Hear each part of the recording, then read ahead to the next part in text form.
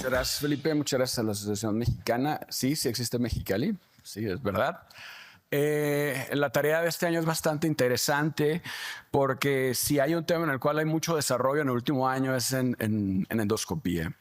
Quiero empezar con un trabajo muy interesante en relación a un paso fundamental al momento de hacer resección endoscópica de la mucosa, que es la inyección. Definitivamente poder decidir entre qué inyectamos, si solución salina o alguna solución viscosa, pudiera ser una interrogante muy importante, y ese es uno de los grupos más grandes que hay en este menester, ¿no?, de relación de la resección de la mucosa, y ellos hacen esa pregunta, le autorizan a los pacientes a recibir una solución salina o recibir una solución en gel, aglutinan cerca de 700 pacientes, y básicamente lo que ellos encuentran es que inyectar gel requiere menos volúmenes. Por lo general, quien inyecta gel se siente más satisfecho con la manera como levantan las lesiones. Sin embargo, probablemente uno de los problemas es que la solución salina te permite una mejor valoración del lecho de la resección y de los bordes de la resección, y que esto es fundamental. Otra característica es que al inyectar gel la probabilidad de sangrar se incrementa de manera ligera. Sin embargo, en relación a la recurrencia no existe una diferencia entre inyectar una u otra solución.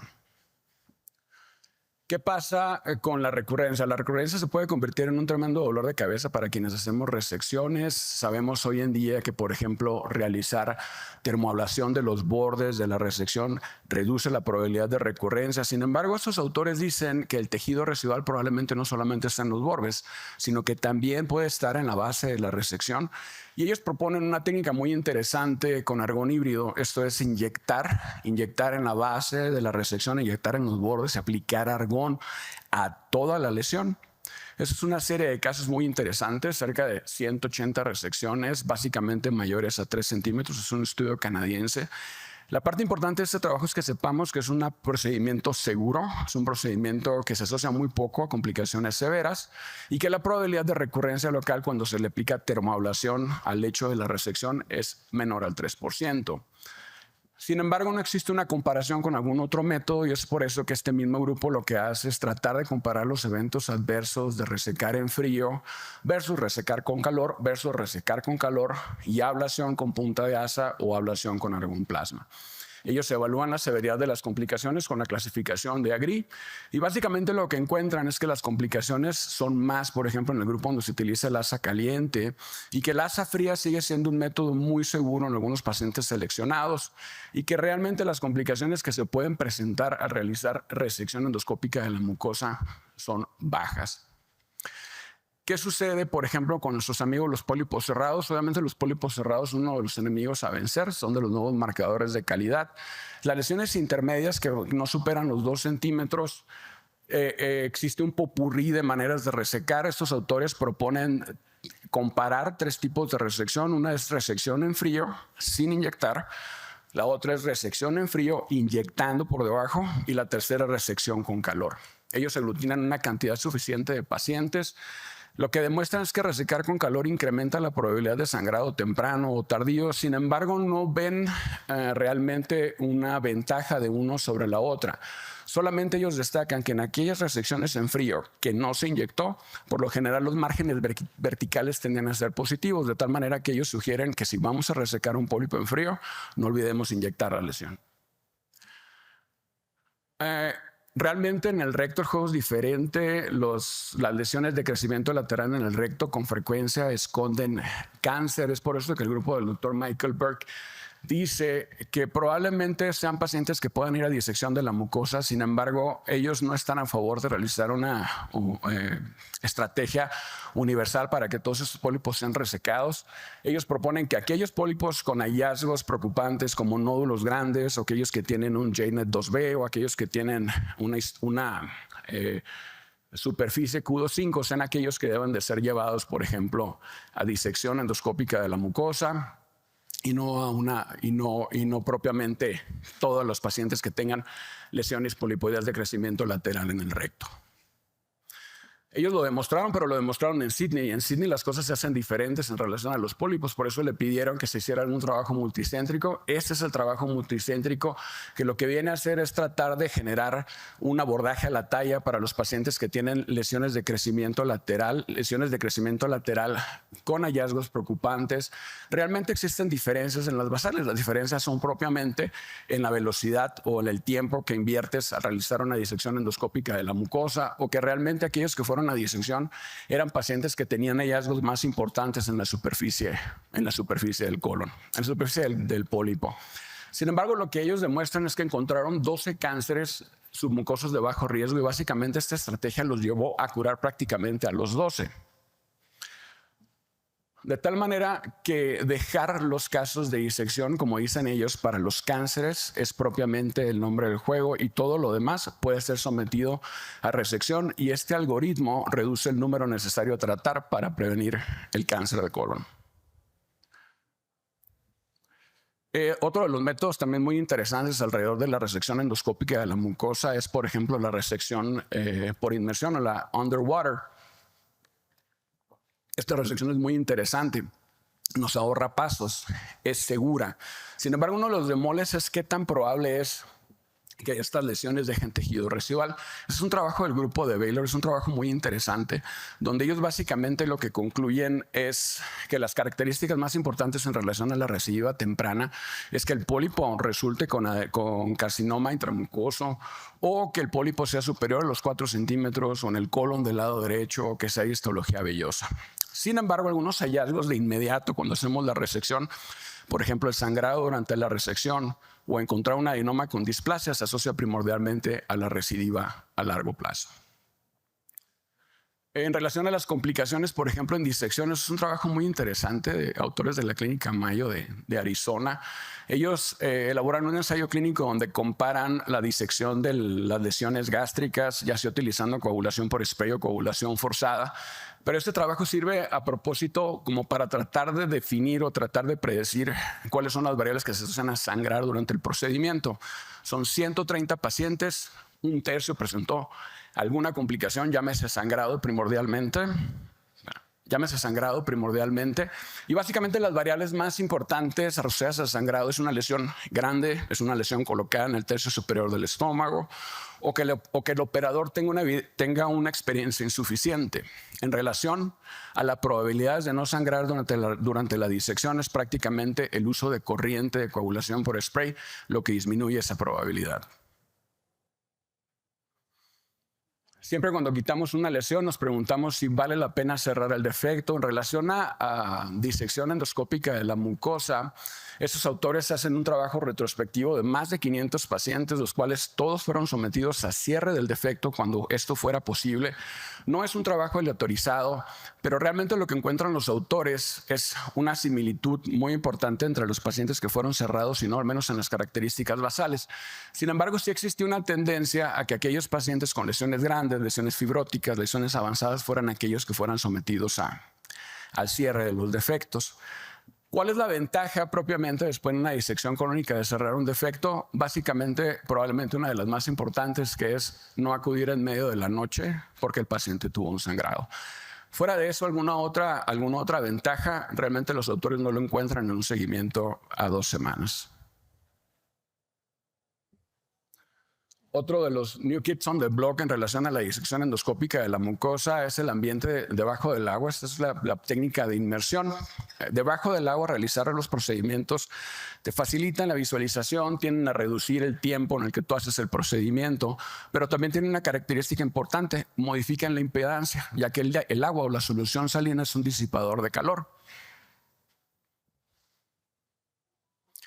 En las características basales en relación a los pacientes que fueron sometidos a ISD convencional versus ISD por inmersión, no hay diferencias significativas. Básicamente lo que encuentran los autores es que aquellos pacientes en los que se realizó disección del colon guiada o por medio de técnica de inmersión eran disecciones más rápidas, eran disecciones con mayor frecuencia R0, y la cantidad o el evento de sangrado fue mucho menor en aquellos en los que se utilizó solución salina como un medio para realizarlo. En relación a las características de la energía, los pacientes que fueron sometidos a esta técnica utilizaban o tenían menos requerimientos de energía para la disección de la pieza. Quiero enseñarles algo que para mí es uno de los modificadores del juego en relación al cáncer de recto. Es un trabajo europeo muy interesante que lo que hace es comparar, por ejemplo, esas lesiones T1. Recientemente se ha publicado que las lesiones T1 tienen una probabilidad de menos del 2% de adenopatía local. Entonces, los autores comparan la disección endoscópica de la submucosa de lesiones de menos de 2 centímetros versus una cirugía de mínima invasión transanal como es el TIMIS. Es un estudio muy bien diseñado, cerca de 200 pacientes aleatorizados a recibir una o recibir otra técnica y seguidos a 12 meses. No existen diferencias en las características basales de los pacientes. Obviamente en el tiempo la disección es un poco más tardada que hacer la cirugía transanal. En relación a los resultados de patología, no hay diferencias entre uno o el otro grupo. Sin embargo, en relación a los resultados primarios, los pacientes sometidos a disección endoscópica de la mucosa tuvieron una recurrencia significativamente menor en el seguimiento a 1 año. Eso se pone más interesante porque los pacientes sometidos a disección con mayor frecuencia eran disecciones R0. En relación a los eventos adversos, sí es cierto, el paciente que va a disección tiene mayor probabilidad de fiebre. Sin embargo, uno de los efectos adversos más frecuentes en los casos de cirugía de recto, que es la retención urinaria, fue mucho menor en aquellos pacientes que fueron sometidos a disección. La calidad de vida es importante para nuestros pacientes. La calidad de vida en general, tanto de la incontinencia fecal durante los primeros 12 meses como de los síntomas asociados a la incontinencia fecal, pues fue mucho mejor para los pacientes sometidos a ISD. En los costos, ISD es más barato que realizar una cirugía, de tal manera que las conclusiones son esas: menos recurrencia, menos estancia intrahospitalaria, mayor probabilidad de resecar la lesión por completo, menos costo y mayor calidad de vida para el paciente. Este trabajo también es acompañado por otro que compara con otro tipo de técnica en la cual se utilizan aditamentos rígidos para retirar lesiones en el recto.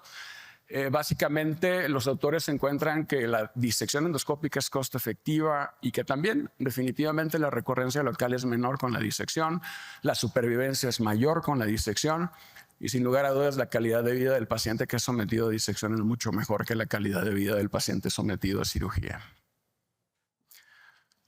Voy a culminar con 2 trabajos muy interesantes. Uno de ellos es este del grupo italiano de Humanitas en relación al POEM. A muchos de los pacientes, después de ser sometidos a un POEM, sus síntomas recurren. Lo que se ha encontrado es que algunos pacientes forman ese divertículo con ese tabique que aparentemente es el resultado de un incremento en la presión dentro del esófago asociado a una miotomía incompleta. Lo que los autores proponen es hacer una especie de POEM de rescate y hacer una septotomía muy semejante a la que se hace, por ejemplo, con los divertículos de Senker. Y lo que ellos encuentran es que al utilizar esta técnica que fue utilizada en una serie de 50 casos, ellos encuentran que básicamente tanto los síntomas como algunas otras variables como la presión del esfínter esofágico inferior y el IRP tienden a mejorar. Sin embargo, uno de los problemas pudiera ser la recidiva, ya que hasta el 30% de los pacientes que fueron sometidos a esta técnica volvió a tener síntomas. Bien, esto es así como lo comentaba Omar, ¿no? Esto es como el bonus de la plática. Definitivamente uno de los problemas que tenemos cuando se hace endoscopía es que no es como en la cirugía. En la endoscopía solamente tenemos una mano. Idealmente sería tener una segunda mano que nos ayudara a poder mover la lesión y a traccionarla. Para esto, por ejemplo, la endoscopía robótica es lo nuevo en la cuadra. Ese es un dispositivo coreano que es de la gente de Endorobotics. Básicamente es un dispositivo que va adosado al endoscopio. Ese dispositivo tiene como una pinza que se mueve hacia arriba, hacia abajo y gira. Y eso te permite poder tener o poder movilizar el tejido hacia un lado o hacia el otro. Necesita de 2 operadores. Este es el dispositivo que se utiliza para este procedimiento. Ese es el dispositivo, se llama Track Closer. Realmente sirve para poder traccionar, pero también nos sirve para poder afrontar el tejido en el momento que deseamos cerrar. Ese es el dispositivo, ese es el primer trabajo en pacientes, en seres humanos. Es un trabajo de 15 pacientes. Ven básicamente cómo funciona. La verdad es que tuve la oportunidad de verlo en Cleveland trabajar y es fenomenal. Realmente es algo que probablemente venga a mejorar los procedimientos de disección endoscópica de la submucosa. Y esos son los primeros 15 pacientes, ¿no? Los primeros 15 pacientes, ellos demuestran éxito técnico en más del 90%. Hubo algunos pacientes que se tuvieron que cruzar a la disección convencional. Sin embargo, probablemente la parte más criticada de este trabajo fue el hecho de que el tiempo es mayor al utilizar este dispositivo que al hacer una disección convencional, pero probablemente eso sea un menester de curva de aprendizaje. Por último, me toca ser uno de los directores del curso de posgrado de endoscopía en el marco de la Semana Nacional. Los invitamos, va a haber maestros internacionales y este curso también va a estar enmarcado por nuestro primer evento de hands-on de endoscopía del tercer espacio y técnicas de cierre, tanto con modelos vivos como ex vivos. Muchas gracias.